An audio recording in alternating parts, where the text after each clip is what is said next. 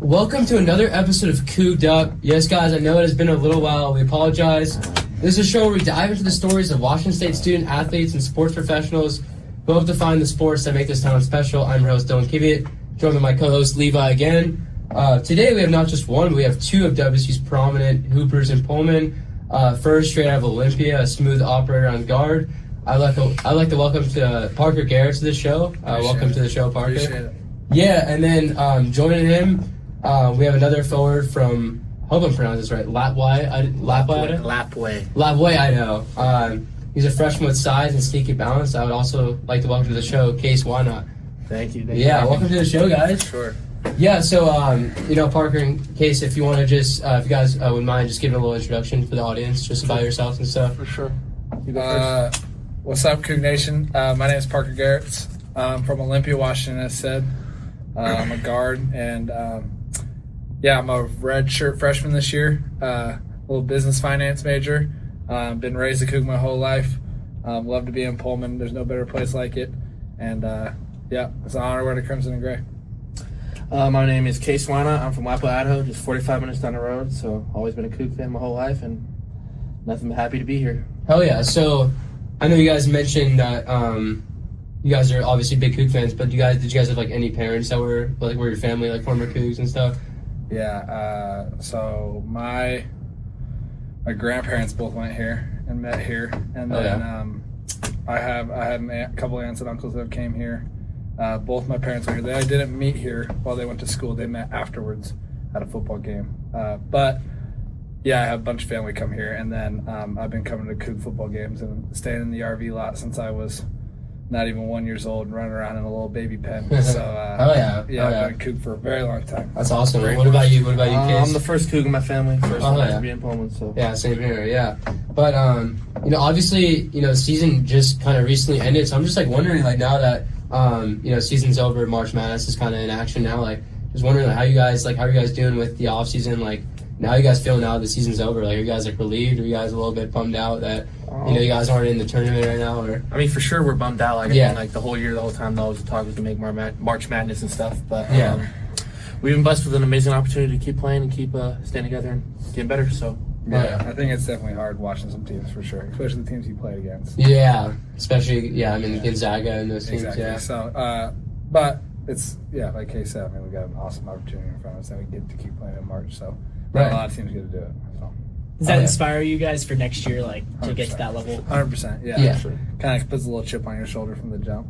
Going. Yeah. I don't know, man. I feel like you guys kind of went through so many injuries. Like, of course, Cedric Cowler got hurt. What was it, like the third week or fourth week? Like that, right? I think you probably played. I know that was a huge loss because I remember when I was watching when I was watching WC basketball when he was playing, you guys looked like a whole different team with Cedric Cowler out there. But just wondering, reflect on the season, like what was your guys' favorite moment from the year?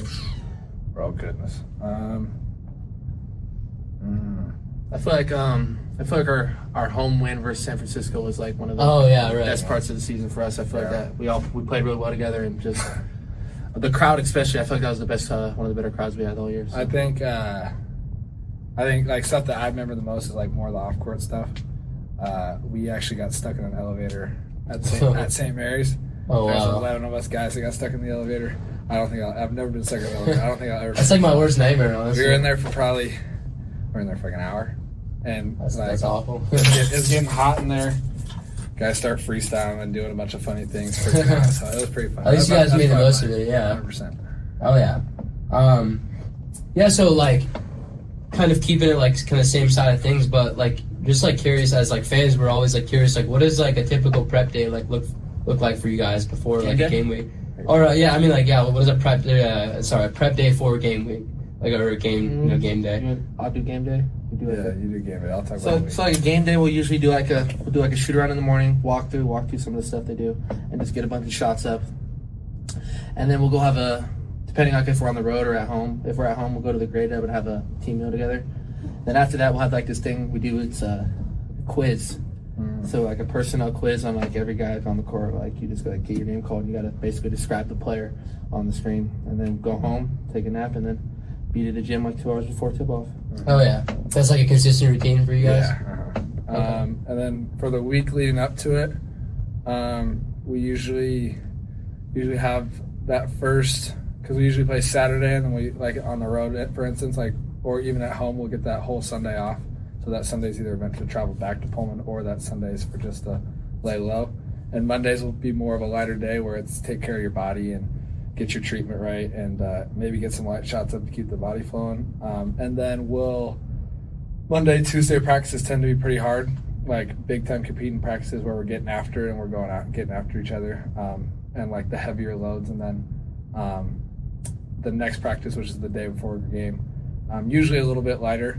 Usually start working in a bit more of the stuff that we're going to be going against, give each other better looks at what we might see, and just start prepping for that. Oh yeah. Yeah, so Parker, obviously, I know you grew up in like the Olympia, Washington area, and I know like Washington historically is like, very well known for producing like basketball talent. So I'm just like wondering, like, how was it coming up as a hooper in Washington? Like, was it like, was it like very, very competitive, like coming up, or like, how was that, growing up in, a town that it produced a lot of basketball talent? Yeah, it definitely, it's an honor to be able to, I think Washington basketball is very underrated.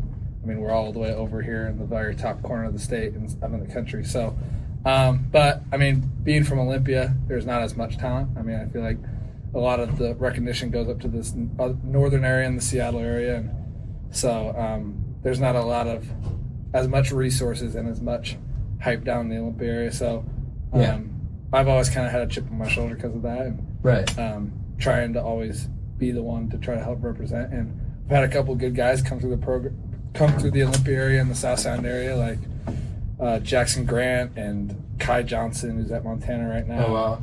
And so we're continuing to build a little bit down there, but I think Washington Hoopers are very underrated. Definitely better than Idaho Hoopers. Yeah, you think so? Would you agree with that? 100%. That's a jab. I'd take our. Are you saying Olympia over the last 5 years? Over the last 3 to 5 years, I'd take any Washington starting five over an Idaho starting. 100%. I don't know. Yeah, who are some of the best? Really dad statement. Like, who are some of the best hoopers from Idaho that this year? Okay. Or like, I guess players that you've played against. That doesn't count. Okay. Like, who are players that you played against? Well, ever does count, because I would take our ever. Parker got to play against like the number 2 recruit, Zoom, right? So, who are you playing against? Against no one. Okay. In high school, no one. But like we had Liam Campbell at St. Mary's, Isaac Davis at Utah State, Julian Bowie at Boise State, Jack Payne at Idaho had a great year. Tadashir at Idaho I actually played with. He was Shout out Lapway. Hey, Lapway, town of 1,000 people, but we got some players out there, so for sure. Yeah, honestly, I feel like I don't really know that much about like Idaho being like a town that produces like. I honestly, I feel like I've heard baseball before, but not basketball. Right. But yeah, no, that's interesting. But so making this like, so we kind of like divide this. I don't know if you guys have seen some of our like our clips and stuff. But we kind of like divide this show into like different segments. So I think we're gonna transition to like more of questions about your guys' career journey and experience and stuff. So just like this is a question for both of you guys. But like, what was your favorite basketball memory like growing up? Growing up, gosh, wow. I would say just winning state in high school. Yeah. Like that's like. You were not a big high school fan. Was I a big high school fan? Yeah. No, I loved it. Oh, you love? Oh, okay. So I think I misunderstood. Nah, winning state in high school. Oh, you're winning state. Okay. Yeah. Okay, I completely misunderstood. Oh, okay, winning state. Okay, I got you. Yeah, that's awesome. What about you, Parker? That's tough. Probably first time you met me. No, it wasn't the first time. I would say my dad was a high school coach growing up, and so I think some of my like earliest basketball memories were like following him to practices and like getting yelled at for dribbling the ball while he was trying to coach, and running up and down, dribbling at the court like during practices, and trying to race the high school teams when I was like 5 or 6 years old, like when they run lines and stuff. So I think like going back to like to the old days when like you were having fun, you just let loose, and I think those are some of my memories that I'll never forget. But I don't know, that's too tough of a question to ask. Yeah, right. No, I'm sure you guys have. There's probably so many memories that pop up, but like you mentioned that you played. Your dad was coaching, for you when you were growing up. So like I'm just like wondering, like, did you like playing for your dad, or did you like were there like people that were giving you kind of like like just just shit for no reason, just because that you were like the dad's son or whatever? Nah, I never got anything like that. I mean, my dad's very tough on me, and but I love playing for him. I mean, I remember like balling in his arms the last day that he coached me when I was like in 8th or 7th grade or something like that. And so,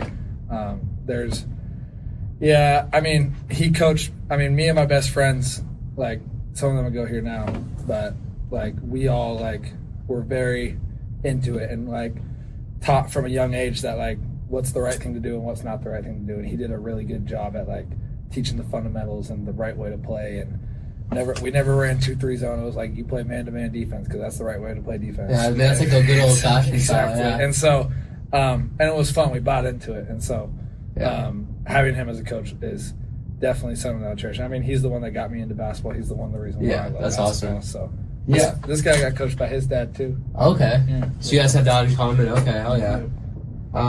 Do you have a similar experience or? For sure, similar experience. My dad, extremely hard on me, but I got me and my dad got a lot of, I don't know what the word is, but a lot of people hating on us because how it was. Like, I mean, I averaged like 38 points in high school. I know. Honestly, I was like looking into your numbers in high school. I was like, Jesus, I didn't know Kase Wynott was this much of a beast in high school. It's like, what's it like? You guys were both very dominant in high school. I mean, you diced up my high school. I went to Bellarmine. I was, you probably dismantled our team maybe 5 times. That actually might be one of my favorite memories. and you, I mean, we were just kind of gushing over your high school stats. Then you get to Wazoo. What's it like? Kind of now you're not the dominant one. Now you're kind of. You had to redshirt for a year. Is that what's the mindset like? No, it's definitely messes with your mind for sure. Like, takes a little bit to get used to, but once you get used to it, you just kind of buy in and just go out and play your role. 100%. Do you guys still kind of have that confidence though? Like, if I was asked to go out and play 30 minutes, I could do it. Definitely. Yeah. I mean, we're gonna get that opportunity here coming. So you guys are gonna see what we're gonna do with it on Monday. Yeah, probably. Love it. Yeah. So, are you guys big NBA guys, or do you guys not really follow the pros? Or I'm a big Lakers fan. Big Lakers fan. Like, why is that? I'm a Dalton Connect fan. Dalton Connect, interesting. He's good. I kind of look like Dalton. Okay, I respect that. I thought you were about to say LeBron or Luka or Dalton something. Connect. But Big Sky guy, man. He made it from. He's out the mud. That's right. Wait, where did he went to? He went to a JUCO, and then he went to a Big Sky. Yeah. Right. He went to Northern Colorado, right? Mm-hmm. That's right. Yeah. No, I remember hearing about him, but like as a kid growing up, as kids growing up playing basketball, like, was there a player you guys like try to emulate? Like, was there a player you guys like, kind of like looked up to as a role model growing up? Steve Nash is my favorite player. Steve Nash? Hell yeah. Undersized, slower. Yeah, probably the best passer of all time too. Yeah, very like underrated and people kind of underdog story, and so I always love watching Steve Nash highlights and just reading about his story and stuff like that. But I'm also a big Luke Ridnour fan. Play for the Sonics. Went to Oregon, and then he's from a small town up north called Blaine, Washington. Okay. And I go up and train with him sometimes too. I'm pretty close with him now. Awesome. And so very, very underrated. Nobody really knows about him under the covers. But go look up Luke Ridnour highlights. What about you, Kase? I can't remember like really growing up who I really looked up to, but as of recently, Dalton Connect. Dalton Connect. Okay, yeah. Interesting. I mean, that's almost a unique one. I mean, actually, there's this guy named Trayvon Allen. Trayvon Allen, yeah. Who I used to watch growing up. He's from my hometown. Hell yeah. And so he's a pro now overseas, and I feel like I try to emulate some of his stuff. Yeah. This is like, just a trend. This is like a little bit kind of like it's kind of the same area of question, but just like a little bit more personal. But like, there's like a part of your story that you like think people don't understand or overlook. Like, like what would you say? Like, is there just something that people don't really know about you, or just something that's overlooked, or I mean, I would say one thing people might not have heard much about is that like my choice to come to WSU was, one, because it was close to me and I was brainwashed from an early age. Like, that definitely had an impact on it, and it's been my dream school ever since growing up.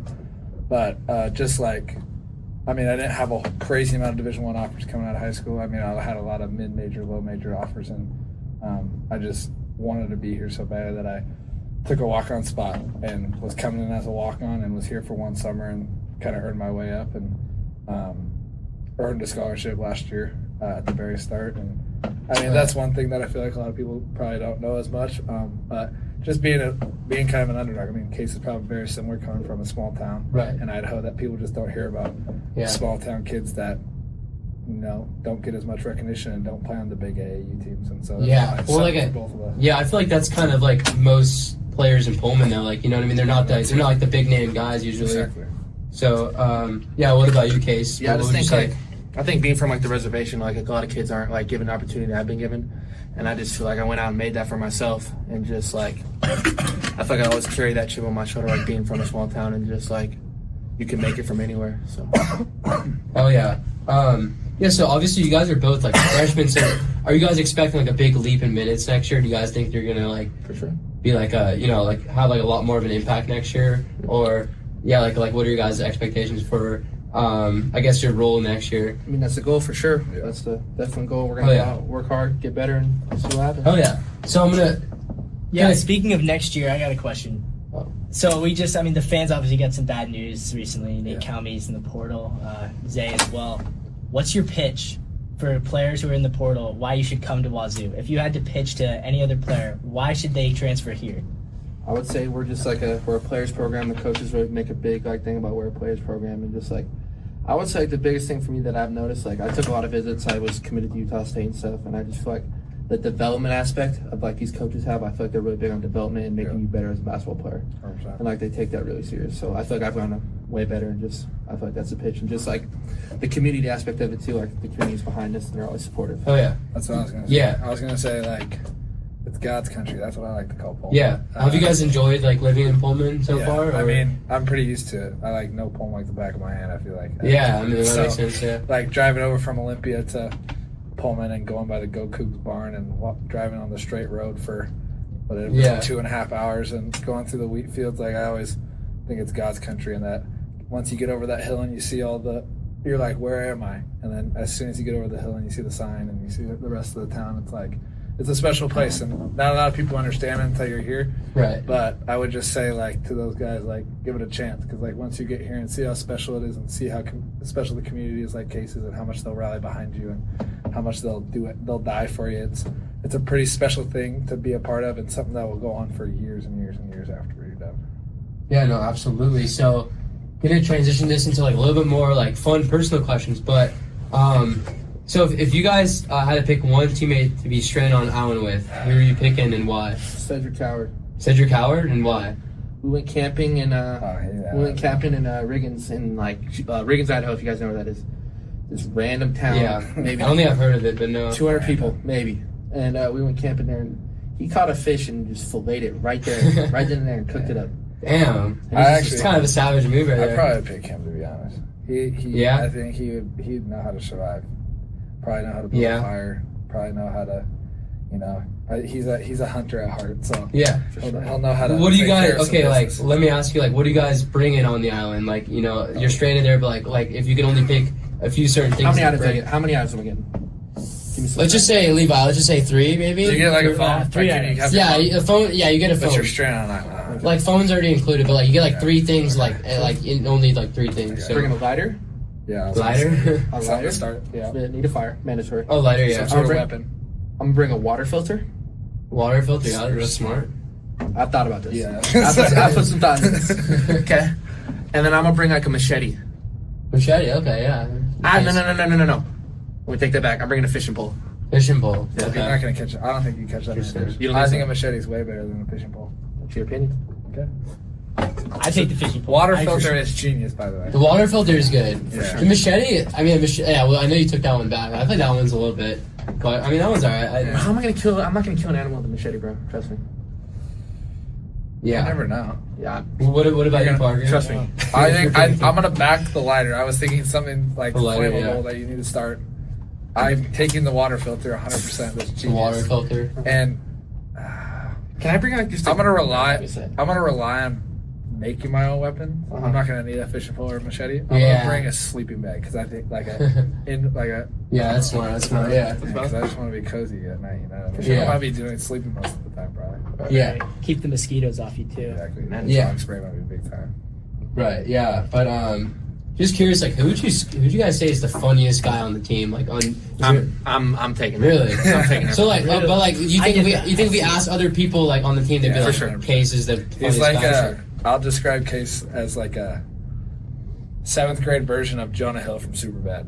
Okay, I love that version. That's like one of my favorite movies. So 100%. I mean, that's that's like him, I that's like him appreciate in a it. nutshell. I appreciate that. that's a compliment and a half right there. Yeah, that's your Jonah Hill is super bad. Like, come on, man, classic right there. But this one's a little bit different. But you guys have like a guilty pleasure that, like, you know, I guess like you guys would be like afraid to like say like is it like a, you know, like whether it's like a show you watch or like music you listen to or like a snack or something like that, like.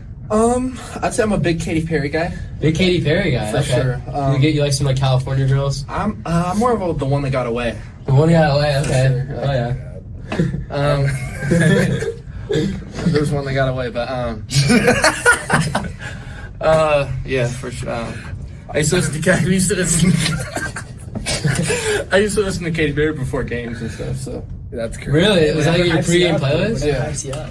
Hey man, I respect it. I would say I like all the High School Musical series. High School Musical, yeah. Oh, yeah. All three of them. Honestly, any Disney musical is like a Yeah, High School Musical. but any High School Musical song, I could probably name every High School Musical song in the first 5 seconds of the song. Really? Yeah, that's pretty bad. Wow, that's pretty impressive, But man. I always own it with heart. Yeah. did you sing the Frozen song all the way? I'm not gonna sing right now. The Frozen I'm not song. a singer. So you're trying to channel your inner, what's his name, Troy, Bolton, right? yeah. You're trying to channel your That's inner me. Troy. I was Troy Bolton for Halloween a couple times. Okay, I like it. It's I like awesome. it. Maybe have a little more basketball skills than Troy Bolton. Yeah, maybe. Just Hopefully. And he's probably got a better singing skills than I do. Right, so this one's How kind about of like... the dancing skills? That's No, okay. PG got that. It's PG, okay. PG's getting them out of it. Okay. It okay. Oh, yeah. Depends on the day. That makes me wonder, like, who's the best, like, who's, like, the most groovy on the team? Like, who could, like, dance the best on the team? Cedric's pretty good. Zay's pretty good. Some guys think they can, but they can't. Yeah. Yeah. I'll give you top three. I'm gonna go Zay Watts, Parker Gerrits. I've seen Isaiah Watts dance before. I could Parker confirm for Gerrits. sure. Parker Gerrits is a close one. Okay. Then I'm gonna go Cedric. Yeah. Cedric? I like EP too. EP's got some British groove to him. Some British bumps, yeah. Exactly. Oh, yeah. Levi, you got any like questions you wanna? Yeah, I guess just one other question for you guys. When you guys are off the court, you have like kind of an alter ego. I'll let you answer that one. I would say, yeah, I have multiple personalities. I'd say like basketball is like the one I'm the most serious in, but off the court I'm not a very serious guy in any other aspect. So. Yes and no. I think I'm a very emotional basketball player. Like, I'll scream and celebrate a lot and play with a lot of energy. And off the court, sometimes I could tend to be a lot laid back. But when I tend to be around, like, the people that I'm closest with, I'm definitely a very outgoing, goofy, loud person that Right. not everybody sees all the time. But, sometimes yes, sometimes no. Depends on the day. Yeah. Before we wrap it up, I'm just like curious, like, who would you guys say has the most aura on the team? Aura Indy Okafor. and Really? I'm just kidding. Indy Okafor's got Definitely aura. not. I'm Definitely gonna not. go Parker. No, dude. Like Really? yeah, for sure.